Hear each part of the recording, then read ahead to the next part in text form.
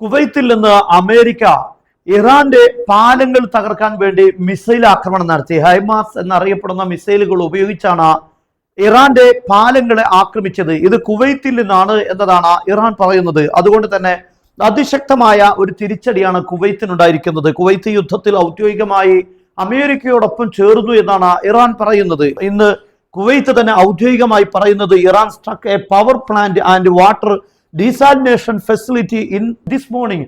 ഇന്ന് രാവിലെ Iran കുവൈത്തിലുള്ള desalination facility, അതായത് കുവൈത്തിലുള്ള ജനങ്ങൾക്കൊന്നും നമ്മുടെ നാട്ടിലെ പോലെ കിണറുകളല്ല വെള്ളത്തിന്റെ സോഴ്സുകൾ, കടലിൽ നിന്ന് ഉപ്പ് ശുദ്ധീകരിച്ചുകൊണ്ടാണ് എല്ലാ ഭാഗങ്ങളിലേക്കും സപ്ലൈ ചെയ്തുകൊണ്ടിരിക്കുന്നത്.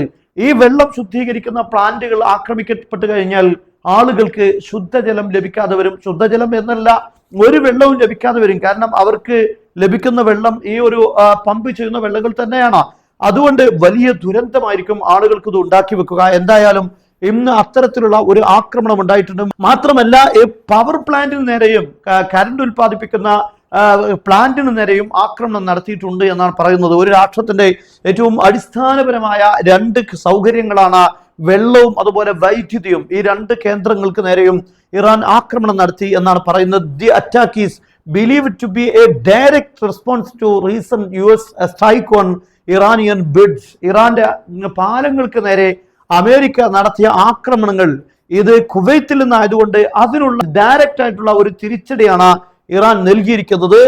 അമേരിക്കയുടെ ഹൈമാസ് മിസൈലുകളാണ് യഥാർത്ഥത്തിൽ അത് കുവൈത്തിന്റെ ടെറിറ്ററിയിൽ നിന്നാണ് ആക്രമണം നടത്തിയത് എന്നാണ് ഇറാൻ പറയുന്നത്. അതുകൊണ്ട് തന്നെ കുവൈത്തിന് നേരെ അതിശക്തമായ, കുവൈത്തിന്റെ ഏറ്റവും പ്രധാനപ്പെട്ട കേന്ദ്രങ്ങളെയാണ് ഇതിലൂടെ ആക്രമിച്ചിരിക്കുന്നത്.